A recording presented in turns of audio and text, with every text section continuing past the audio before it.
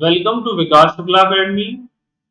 मेरा नाम विकास शुक्ला है और मैं आप सभी को मध्य प्रदेश का इतिहास यहाँ पर पढ़ा रहा हूँ।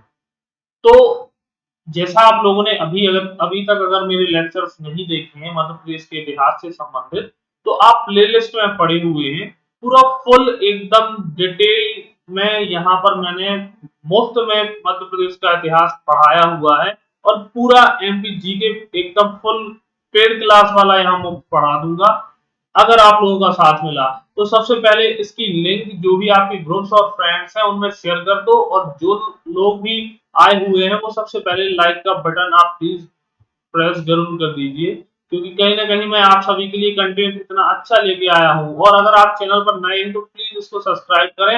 आने वाले समय में जो मध्य प्रदेश का सामान्य ज्ञान या मध्य प्रदेश का इतिहास है जो 50% तक रोल अदा कर रहा है एग्जाम से मध्य प्रदेश के, उसको मैं पूरा मुफ्त हाजी पूरा फ्री पढ़ा जाऊंगा।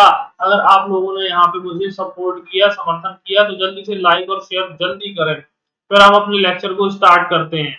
जैसा अभी तक आप लोगों ने देखा कि हम 2 लेक्चर यहाँ पर मुगल काल जो मध्य प्रदेश से संबंधित रहा है उसके हम पढ़ चुके हैं। पिछले लेक्चर में हमने बाज बहादुर और अकबर की सेना के बीच की कहानी पूरी समझी थी। आज हम अकबर का जो सेनापति या सूबेदार, मुगल सूबेदार आसफ खान और रानी दुर्गावती के युद्ध के साथ यहाँ पर हम गोड़ वंश जो गोंडवाना क्षेत्र में इन्होंने शासन किया उसके बारे में आज बात करने वाले हैं। तो चलिए हम अपने वीडियो को स्टार्ट करते हैं। क्या लिखा हुआ है? अकबर सूबेदार। प्लीज आप लोग लाइक शेयर करते रहा करिए, आप लोगों के लिए मेहनत कर रहा हूं मैं। 2-2 3-3 घंटे इस कंटेंट को ढूंढता छांटता बनाता हूं, तो प्लीज आप लाइक शेयर बिल्कुल अच्छे से करते जाइए।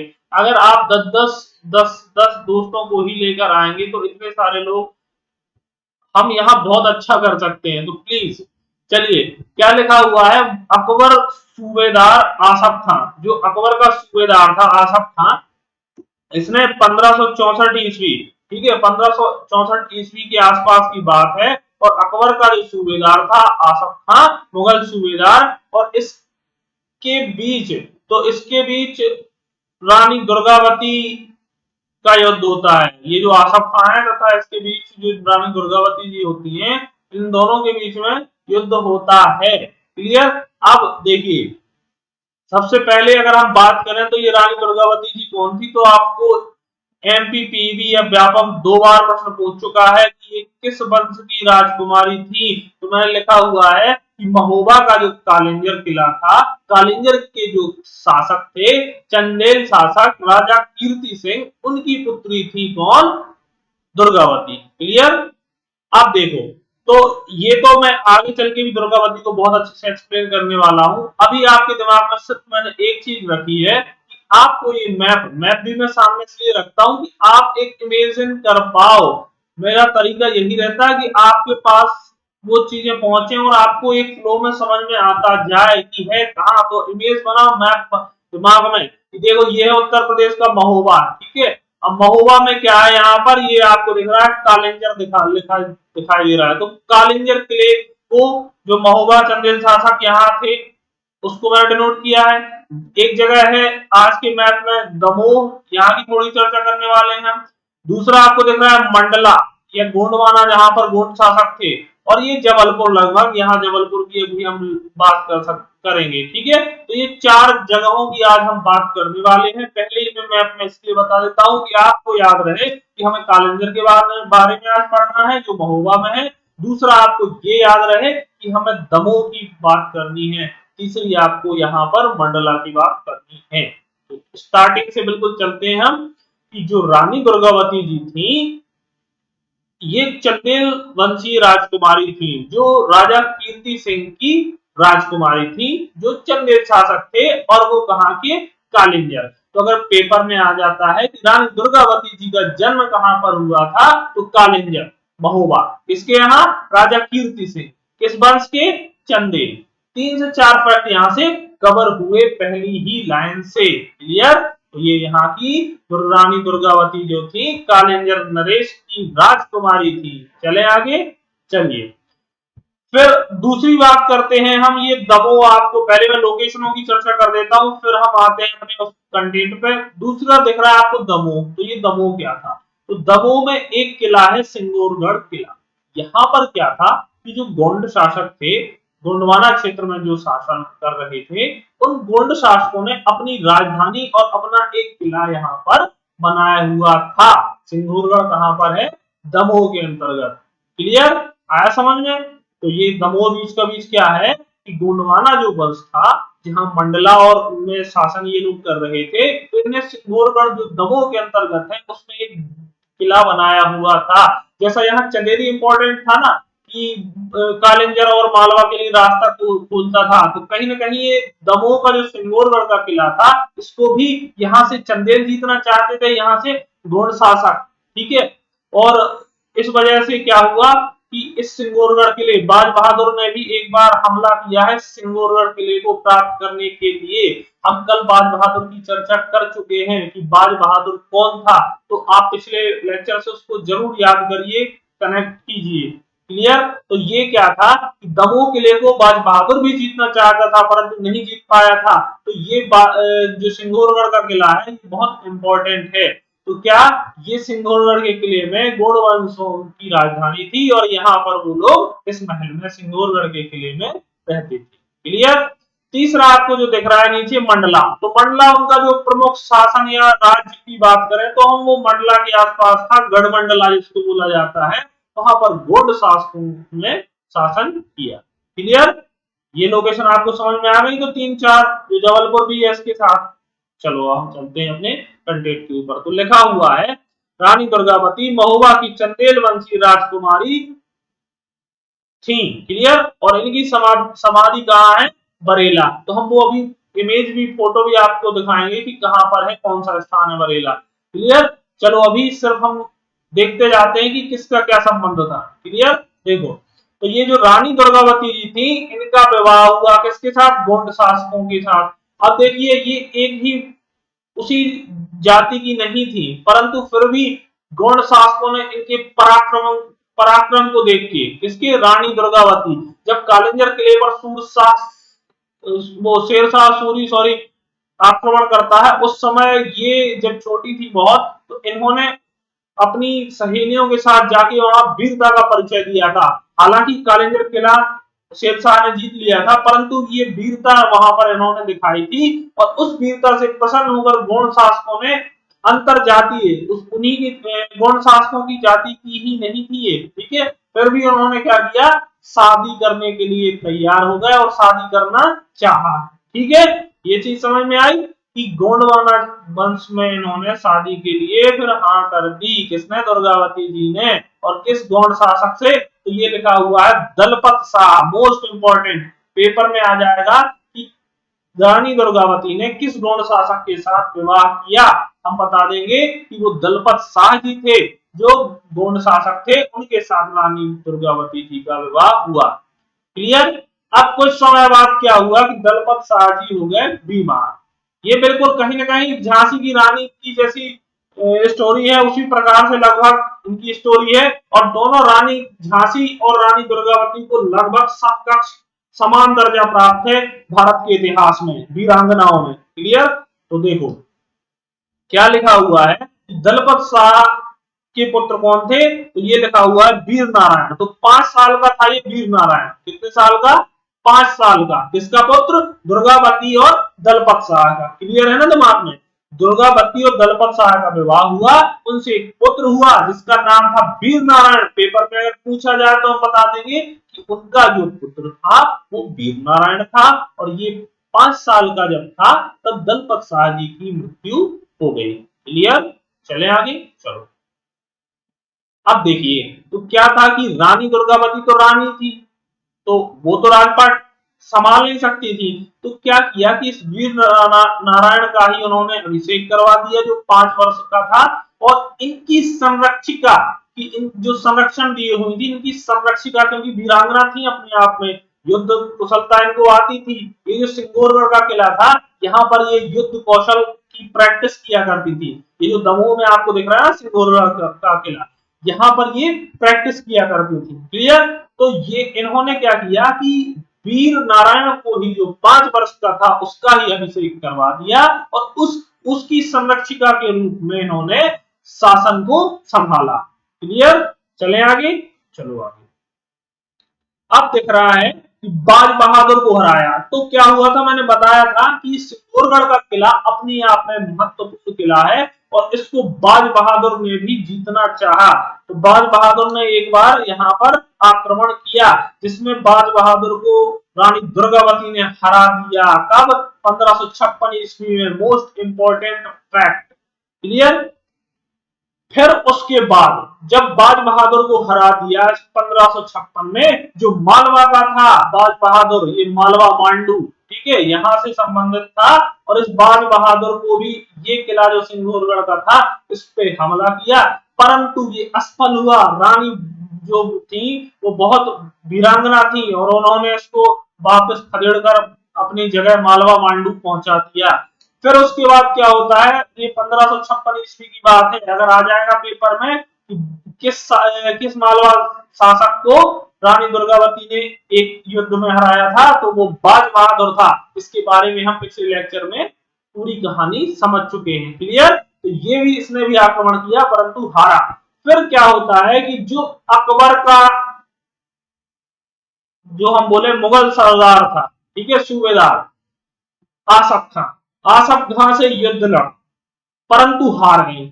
अब देखिए पिछले लेक्चर में हमने देखा था कि जो रानी रूपमती रहती हैं, इस बाज बहादुर की जो पत्नी रहती हैं, प्रेमिका रहती हैं, उस पर आदम खां का दिल आ जाता है। क्लियर। आदम खां का, तो उसने एक लड़ाई करवा दी मालवा में अकबर के ही समय। फिर दूसरा क्या हुआ, ये रानी दुर्गावती भी बहुत सुशील सुंदर थी, तो इस पे दिल आसफ खां का आ गया। अब देखो अकबर ने कितने मतलब दिल वाले पाल रखे थे, वहां उस एक से युद्ध लड़वा देते थे और ये अकबर बोलता था हाँ ठीक है चले जाओ, और वहां उसने युद्ध करवा दिया। यहाँ आसफ खान ने अब मुगल सेना में हर तरीके से आधुनिक हथियार और सैन्य बहुत सारी, अब ये दिल्ली में बैठे हुए थे, ठीक है, और इनकी सेना बहुत विशाल थी, इनके पास सारी तकनीकें थी, सारे बारूद गोला विस्फोट सब कुछ था इनके पास। तो अब सीधी सी बात है कि एक अकेली रानी कहां तक इनसे युद्ध कर पाती। वो तो बड़ी बात यही है कि उससे भिड़ गई, वो बचकर या प्राण बचाकर कहीं भागी नहीं। इसीलिए इनको याद किया जाता है कि स्वयं को कटार जरूर मान ली इनने, लेकिन ना किसी की स्वाधीनता स्वीकारी और ना कहीं भागी थी। क्लियर। तो क्या लिखा हुआ है कि देखिए ये यहाँ पे मैंने बताया स्टार्टिंग में कि 1564 में आसफ खां के साथ रानी दुर्गावती का युद्ध होता है। क्लियर। पहले बाज बहादुर से लड़ा, फिर उसके बाद आसफ खां को इनकी सुंदरता पसंद आ गई रानी दुर्गावती, और उसने सोचा कि दलपत शाह के पति की तो मृत्यु हो ही गई है, अब इस तरीके से हम रानी दुर्गावती को अपनी दासी अपनी रानी बनाकर रखेंगे। इसने आसफ खां, और आसफ खां जाकर के सिंगोरगढ़ किले पर, ये सिंगोरगढ़ जगह है दमोह में जहां रानी प्रैक्टिस किया करती थी, यहां उसने आक्रमण कर दिया। जब आक्रमण कर दिया तो जो छोटा सा बच्चा था वीर नारायण 5-6 वर्ष का, ठीक है, वीर नारायण तो खैर स्टार्टिंग में और छोटा था, इस समय और बड़ा हो चुका था 10 से 15 साल का, परंतु था तो छोटा ही, 12-15 साल का तो छोटा बच्चा ही होता है, ठीक है। तो उस समय क्या हुआ, रानी दुर्गावती आसफ खां से वीरता पूर्वक लड़ गई इस मुगल सूबेदार से, और अंत में क्या हुआ, जब खुद इस सिंगोरगढ़ किले को चारों तरफ से घेरा पाया और कहीं से निकलने की जगह भी ना इनको दिखी, तो इन्होंने ना इसकी स्वाधीनता ना स्वीकारते हुए इस प्रकार रूपमती ने भी नहीं स्वीकारी थी, इसी प्रकार से इन्होंने भी उसकी अधीनता नहीं स्वीकारी और स्वयं को कटार मार ली। क्लियर। स्वयं को कटार मार ली और अपने प्राणों की आहुति दे दी, इसलिए इनको वीरांगना बोला जाता है। क्लियर। वीरता पूर्वक लड़ी थी और अंत में जाके कटार मार। चले आगे। अब इस युद्ध का वर्णन अबुल फजल द्वारा लिखी हुई, क्या लिखा अबुल फजल ने, आईने अकबरी, आईने अकबरी लिखी है ना, ये नीचे लिखी हुई है लाइन, सबसे नीचे आपको दिख रही होगी। आईने अकबरी में गोंडवाना को क्या बताया, समृद्धशाली राज बताया, इस आईने अकबरी में अबुल फजल ने इसको समृद्धशाली क्षेत्र बताया। ऐसा उसने बताया कि ये गोंड शासक जब किसी को उपहार देना होते थे तो ये मोहरों का या फिर हाथियों का सीधा उपहार लोगों को दे दिया करते थे। क्लियर? तो ये बहुत समृद्धशाली था गोंडवाना का क्षेत्र जो गढ़मंडला है। ठीक है, तो चले हम आगे। अब आगे की कहानी हम समझते हैं। अभी तक आपको उम्मीद है चीजें समझ में आई होंगी जो मैंने आपके दिमाग में फ्रेम की हैं। क्लियर? चले आगे। और हाँ, आप लोग प्लीज लाइक शेयर बनाए रहें, बहुत मेहनत लगती है। आप लोगों से मैं कोई फीस नहीं ले रहा हूं, तो आप इतना कर सकते हैं यार कि लाइक और शेयर जरूर करें इसको। अपने दोस्तों को सब दो दो चार चार दोस्तों को लेकर आइए और बताइए कि हाँ, मध्य प्रदेश का जो इतिहास है कहीं नहीं मिलेगा आपको जो एकदम मुफ्त मिल रहा है, तो प्लीज। और आप लोग बिल्कुल भी निश्चिंत रहें, मैं पूरा सब कवर करवा दूंगा यहाँ। तो चलिए आगे चलते हैं।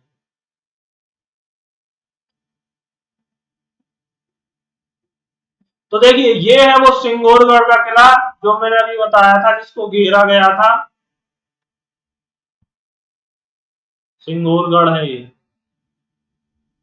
ठीक है, सिंगोरगढ़ का किला कहां पर है? दमोह में। एक सेकंड, सॉरी। देखिए, ये सिंगोरगढ़ का किला आप सभी के सामने जो दमोह में है, अपने आप में ऐतिहासिक जगह है, जिसको पाने के लिए बाज बहादुर तथा अकबर के जो सूबेदार ने यहाँ पर हमला किया। और इसके अंदर थी कौन? दुर्गावती। और यहाँ चारों तरफ से इस किले को घेर दिया गया, सिंगोरगढ़ के किले को आसफ खां के द्वारा। और आखिरी में जाकर के यह उन्होंने सोचा कि अब हम इसके अधीन नहीं रहेंगे, और अपने आप स्वयं को कटार मार ली और वीर गति को प्राप्त हुई। चले हम आगे। तो देखिए, आप सभी के सामने ये है आज का सिंगोरगढ़ का किला जो दमोह में है। चले आगे। चलो, बाज बहादुर ने कमेंट करो, बाज बहादुर ने कब इस पर हमला किया था? तो देखो, अब मैं गोंडवाना क्षेत्र को आप सभी को समझाता हूं, गोंडवाना कौन थे, क्या थे। ठीक है, तो गोंडवाना कहां के थे? गढ़मंडला या मंडला क्षेत्र की। क्लियर? चलो, स्थापना किसने की? तो ये जहांगीर के समय की गई है। ठीक है, जहांगीर के समय की गई है। अकबर के बाद जहांगीर आया था, उस समय के लगभग की बात है। यादव राय ने की थी। क्लियर? यादव राय ने की थी, क्षेत्र पर स्थापना कर दी थी।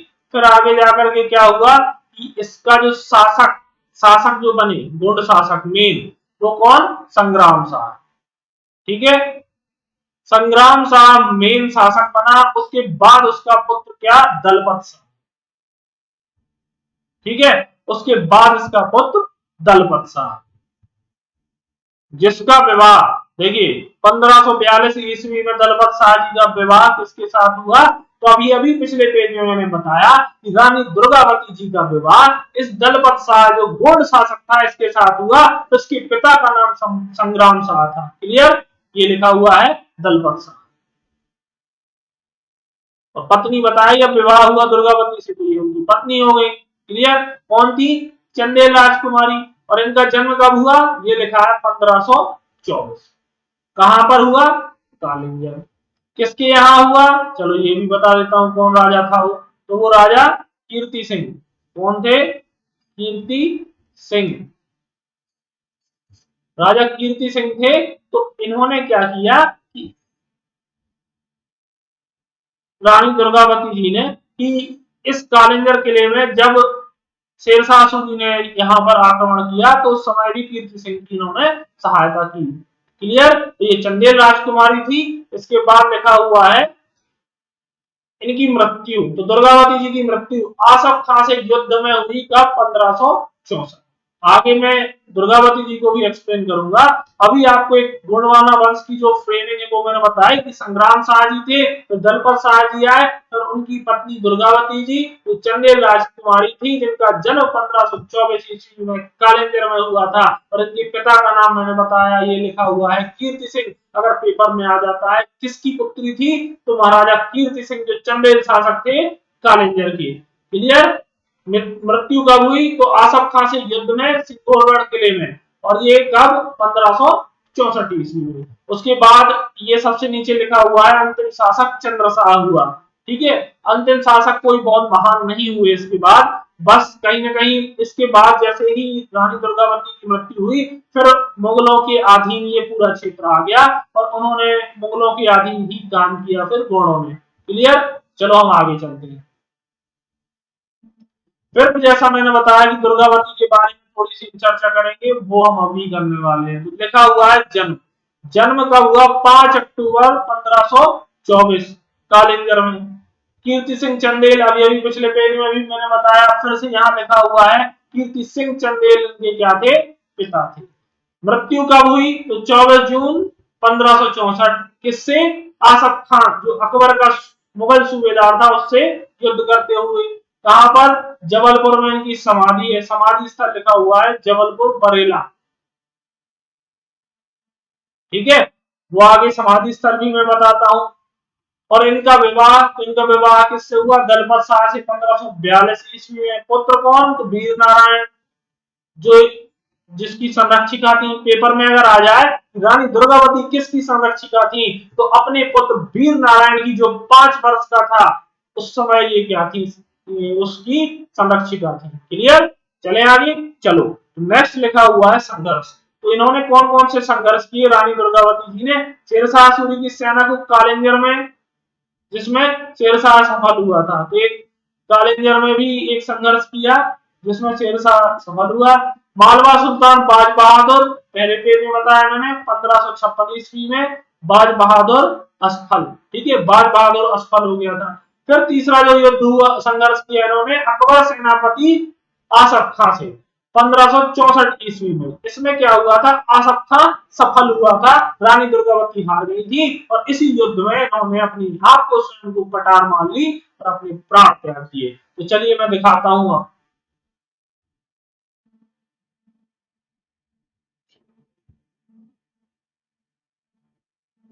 ये देखिए, ये युद्ध हुआ था, ये मुगल सेना और रानी दुर्गावती के बीच युद्ध हुआ था। ये वो दृश्य है, मुगल सेना को यहाँ पर उन्होंने खदेड़ा था, परंतु अंत में इनके पास सैनिक सेना कम थी, गोले बारूद और उतनी सुविधाएं नहीं थी। तो फिर जब उसने चारों तरफ से मुगल सेना ने इनको घेर लिया, इन्होंने अपनी ही कटार से प्राण त्याग दिए। क्लियर, तो ये दृश्य उस समय का है कि जब रानी दुर्गावती आसफ खां से युद्ध कर रही थी। ये देखिए, गोंडवाना शासक थे, तो देखिए जनजाति टाइप की सेना कैसी थी? गोंडों जैसी जनजातीय टाइप थी, देखिए थोड़ा सा, है ना? ये वही दृश्य है। ये भी देखिए, ये महारानी दुर्गावती जी ही हैं, वीरांगना दुर्गावती जी। नेक्स्ट देखिए, यहाँ पर कुछ चीजें लिखी हुई हैं। अब देखिए, राजपूत चंदेल राजा कीर्ति राय या कीर्ति सिंह राय की विरासत संभालने वाली दुर्गावती मारवी का जन्म 1524 ईस्वी में हुआ था। वही चीज लिखी है, दुर्गा का अवतार। क्यों इनका नाम दुर्गावती पड़ा? क्योंकि ये दुर्गा अष्टमी के दिन हुई थी। कब? दुर्गा अष्टमी के दिन। ठीक है, तब से इनका, और इसलिए इनका नामकरण क्या किया गया? दुर्गावती से, दुर्गा अष्टमी के समय। ठीक है, इसलिए दुर्गावती का नाम पड़ा। कोई पूछते दुर्गावती का नाम दुर्गावती क्यों पड़ा, तो दुर्गा अष्टमी के दिन इनका जन्म होने के कारण इनका नाम पड़ा क्या? दुर्गावती। चले आगे, चलो। ये देखिए, ये स्थान है रानी दुर्गावती का समाधि स्थल। क्या? रानी दुर्गावती का समाधि स्थल बरेला। क्लियर, ये स्तंभ इस प्रकार बना हुआ है और इसके चारों ओर एक दीवार से बाउंड्री बनी हुई है। इस प्रांगण में क्या हुआ कि दुर्गावती जी की समाधि स्थल बनाई हुई है। क्लियर, ये कहा? जबलपुर के पास बरेला नामक स्थान पर। क्लियर, चले आगे, चलिए। तो ये सिंगोड़ा का किला मैंने अभी फोटो दिखाया, कहां पर है? दमोह, बस इतना ही लिखा हुआ है। नेक्स्ट आगे बढ़ते हैं, क्या लिखा है ये इंपॉर्टेंट फैक्ट है थोड़े से। 24 जून 1964 को प्रदेश के तत्कालीन मुख्यमंत्री पंडित द्वारका प्रसाद मिश्र द्वारा रानी दुर्गावती के समाधि स्थल का अनावरण किया गया।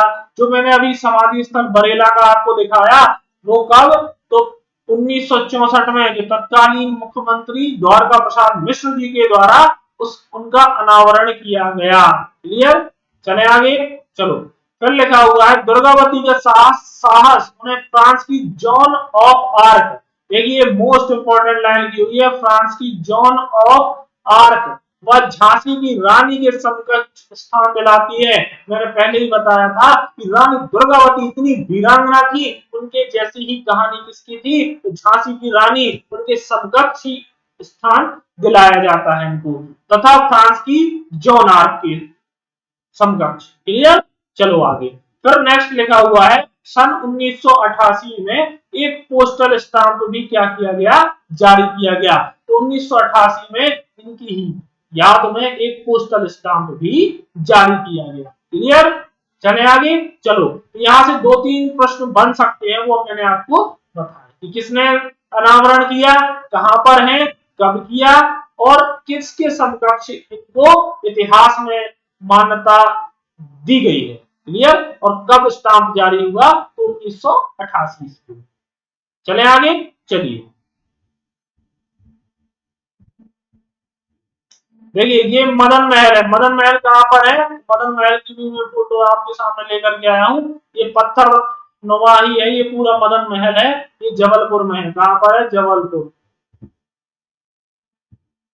ठीक है, जबलपुर में है। और ये राजा मदन सिंह के द्वारा कब, 11वीं सदी, ये अवंतीबाई या गौड़ शासकों के समय का नहीं है। मदन महल जबलपुर में है और राजा मदन सिंह के द्वारा बनवाया गया था 11वीं सदी में, जिसको बाद में गौड़ शासकों ने अपने किले के रूप में इसको बनाए रखा, और इसी में ये लोग रहते थे, कौन, गौड़ शासक। क्लियर, चले आगे, चलो।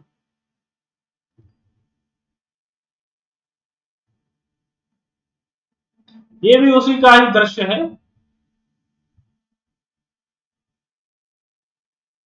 अब देखिए ये most important one liner fact लिखे हुए हैं, जहां से प्रश्न हो सकते हैं कि स्टार्टिंग में जो मैंने एक जगह और उसमें डिनोट की है, कहा दिखाता हूं, मैप में पहले पेज में।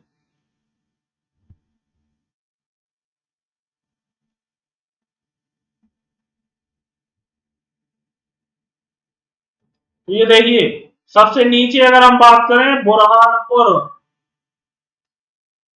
दक्षिण जाने का रास्ता, क्या, बुरहानपुर, खानदेश। क्लियर, तो देखिए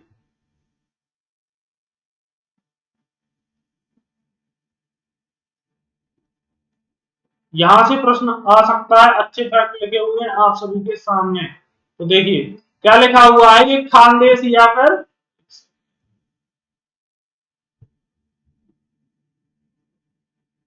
एक सेकेंड,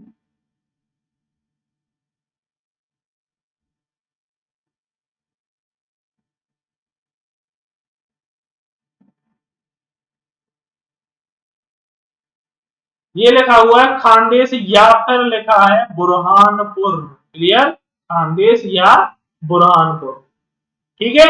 यहां से संबंध भी रहा है अकबर का, तो वो सारी चीजें मैं आज आपको बता देता हूं कि क्या किया है इसने, क्या नहीं किया है। तो खानदेश की राजधानी क्या थी, बुरहानपुर, और बुरहानपुर जगह को ही खानदेश बोला जाता था। इसका अन्य नाम, पहला दूसरा प्रश्न, पहला तो क्या, खानदेश की राजधानी बुरहानपुर।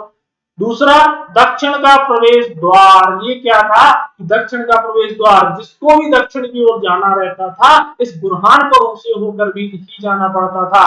जैसे अगर हम बात करें राजा जयसिंह, जो औरंगजेब के समय थे, तो जो दक्षिण अभियान के लिए जाता था, बुरहानपुर होकर के जरूर जाता था। सिखों के गुरु भी गए थे जो दक्षिण, वो भी बुरहानपुर होकर के गए थे। और अकबर भी जब दक्षिण की ओर गया था, तो अकबर भी कुछ समय के लिए यहाँ से गुजरात था।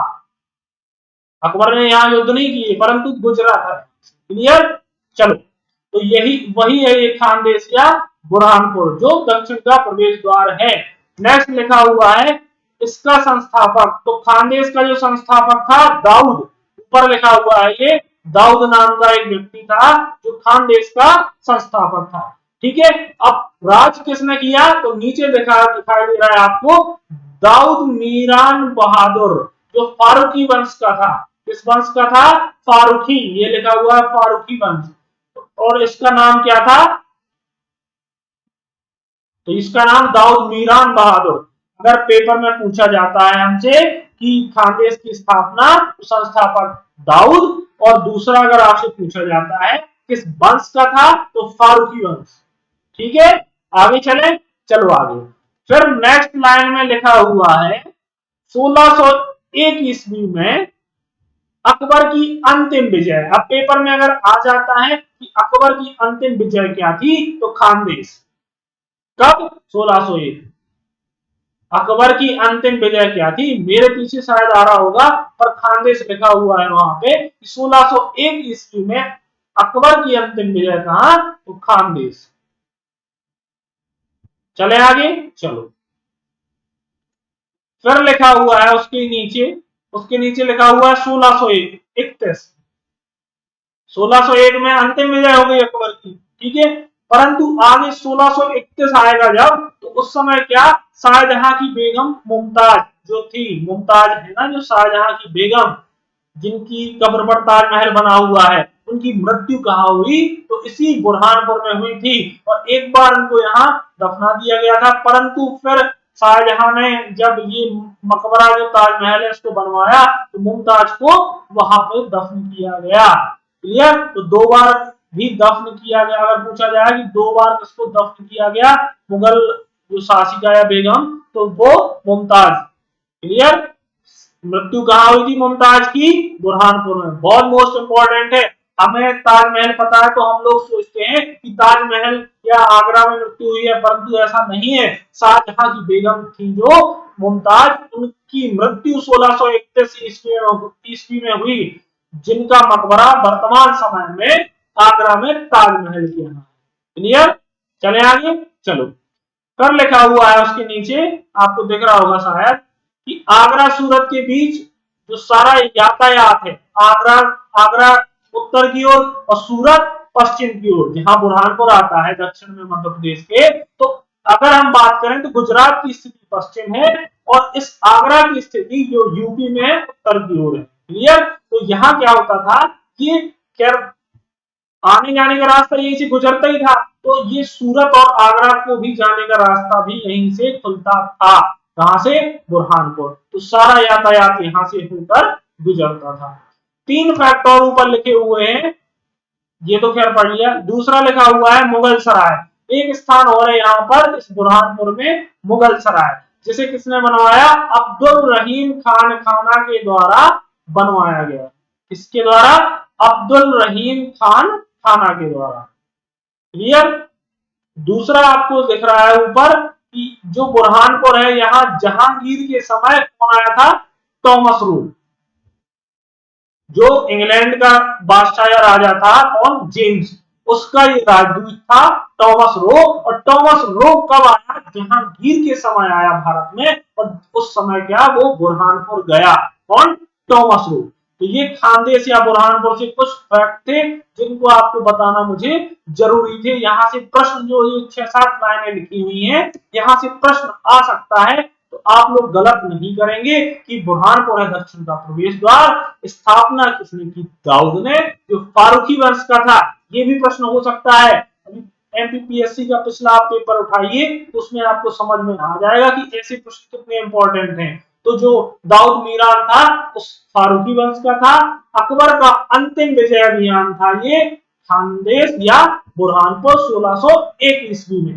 क्लियर? और अगर हम बात करें अन्य फैक्ट की तो 1631 ईस्वी में शाहजहां की बेगम जो मुमताज जी थी उनकी मृत्यु यहीं होती है, और आगरा सूरत के बीच सारा यातायात यहीं से होकर के गुजरता है। तथा मुगल सराय भी यहाँ पर है जो अब्दुल रहीम खान खाना जी के द्वारा बनवाई गई। और जहांगीर के समय यहाँ जेम्स, जो जेम्स शासक था इंग्लैंड का राजा था, उसका राजदूत टॉमस रो भारत या बुरहानपुर आए। क्लियर? तो ये आज के जो फैक्ट थे। अब हम चलते हैं अपने टेस्ट पेपर की ओर। तो देखिए पहला फैक्ट क्या लिखा हुआ है, प्रश्न पहला, रानी दुर्गावती जी का जन्म कहाँ हुआ था? सभी लोग लाइव चैट में आओ जल्दी से और इनके आंसर बताओ। तो रानी दुर्गावती जी का जन्म कहाँ हुआ था? A option Singorgarh, B option Mandla, C option Kalinjar, D option Khajuraho. जल्दी आंसर बताओ पहले का। सभी लोग लाइव चैट में आओ, जल्दी आओ, पहले का आंसर बताओ क्या है, इन चार में से क्या आंसर है? तो पहले का सी इज राइट आंसर, कालेंजर। कहां पर, कमेंट करो। कालेंजर के लिए मैं कीर्ति सिंह जी यहां पर, और वो कौन थे? तो वो थे चंदेल शासक। क्लियर, चलो आगे। दूसरा प्रश्न, रानी दुर्गावती किस वंश की राजकुमारी थी? ए गोंड, बी बुंदेला, सी खंगार या डी चंदेल। तो जल्दी से दूसरे प्रश्न का आप कमेंट करें आंसर, जल्दी, सुपर फास्ट एकदम, जल्दी से। रानी दुर्गावती किस वंश की राजकुमारी थी? तो डी ऑप्शन इज राइट। अभी तो बताया कि चंदेल वंश की राजकुमारी थी। चलो आगे चलते हैं जल्दी से। तीसरा प्रश्न, रानी दुर्गावती का विवाह किसके साथ हुआ था? आप लगाओ आंसर क्या? हृदय शाह, बी दलपत शाह, सी संग्राम शाह या डी प्रेम शाह। इसका सही आंसर क्या है? रानी दुर्गावती का विवाह किसके साथ हुआ? जल्दी कमेंट करो। तो तीसरे का B is right answer, Dalpat Shah ji के साथ रानी दुर्गावती जी का विवाह हुआ था। कब? सन याद, सन कमेंट करो, 1542। क्लियर, चलो आगे। चौथा प्रश्न आप सभी के सामने, रानी दुर्गावती ने किस मालवा शासक के साथ युद्ध किया और सफल हुई? जल्दी बताओ, रानी दुर्गावती ने किस मालवा शासक के साथ युद्ध किया और सफल हुई? ए हुसैन शाह, बी बाज बहादुर, सी दिलावर खान गौरी, डी महमूद शाह।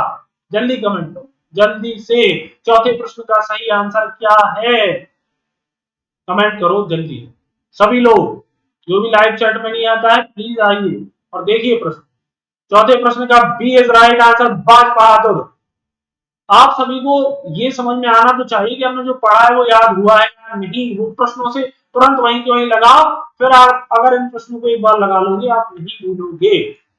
चले आगे, चलो। पांचवा प्रश्न, सिंगोरगढ़ का किला कहां पर है? ए कालेंजर, बी मंडला, सी दमोह, डी छतरपुर। तो पता होगा आपको सिंगोरगढ़ का किला, मैंने फोटो भी दिखाई है। पांचवे का सही आंसर है सी, सिंगोरगढ़ का किला है वो दमोह में है, जो गोंड शासकों की कहीं ना कहीं राजधानी रहा है और महल रहा है। तो ये 5 प्रश्न थे। नेक्स्ट हम आगे चले। ये खैर छठवां लिखना था, सातवां लग गया, कोई दिक्कत नहीं।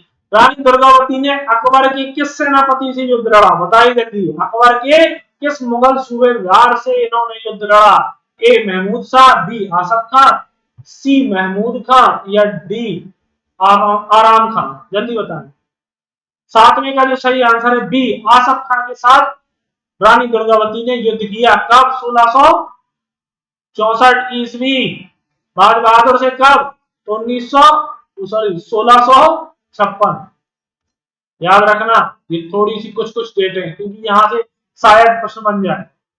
आठवां प्रश्न लिखा हुआ है, रानी दुर्गावती के सम्मान में किस वर्ष एक डाक टिकट जारी किया गया? अब कमेंट करो आंसर। 1944, 1981, 1988, 1992। कमेंट करो आठवीं का सही उत्तर कि जो रानी दुर्गावती के सम्मान में किस वर्ष एक डाक टिकट जारी किया गया। तो इसका जो सही आंसर है वो आठवीं का सी इज राइट आंसर, 1988। चलो प्लीज आप सभी लोग शेयर जरूर करें। अगर आप चाहते हैं मेरी सीरीज कंटिन्यू रहे तो प्लीज आप जरूर दोस्तों को शेयर करें। मुझे आपका रिस्पॉन्स चाहिए है, अगर मैं मेहनत कर रहा हूं तो प्लीज शेयर करना। और जो भी आए हो प्लीज लाइक कर दो जल्दी से, और नए हो तो प्लीज चैनल को सब्सक्राइब कर दो तथा बेल आइकन जो उसके बगल में बना हुआ है उसको प्रेस कर दो, जिससे आपके पास मेरे सारे नोटिफिकेशन पहुंचे। तो देखिए लिखा हुआ है दक्षिण का प्रवेश द्वार। तो आप बताइए दक्षिण की ओर जाने का रास्ता, जो अकबर का आखिरी विजय थी, जिस जिस जगह अकबर की आखिरी विजय थी, बताइए। ए चंदेरी, बी बुरहानपुर, सी बालाघाट, डी कालेंजर। दक्षिण का प्रवेश द्वार, तो जो बी बुरहानपुर है या खानदेश, वो क्या था? दक्षिण का प्रवेश द्वार। क्लियर, खानदेश या बुरहानपुर। नौवीं का बी सही उत्तर। 10वें का, 10 में लिखा हुआ है अकबर की अंतिम विजय थी 1601 ईस्वी में। अकबर का जो अंतिम विजय अभियान था वो क्या था? ए दुर्गावती को हराया, बी कालिंगर, सी खानदेश या डी मालवा। तो जल्दी से बताओ अकबर की अंतिम विजय, अभी अभी मैंने बता दिया क्या? Option C Khandesh. आप कमेंट करेंगे कि मुगल सराय का निर्माण किसके द्वारा करवाया गया? बुरहानपुर में। क्लियर? आप लोग कमेंट में बॉक्स में जाकर इसका आंसर जरूर कमेंट करेंगे। और आप सभी प्लीज अपने जो दो दो चार चार दोस्त हैं उनको जरूर यहाँ पर लेकर के आइए। आप सभी को मैं बेस्ट कंटेंट एकदम मुफ्त देता जाऊंगा, पूरी क्लास मुफ्त मिलेगी। तो चलिए अपना ध्यान रखिए, आज की क्लास हम यही समाप्त करते हैं। जय हिंद।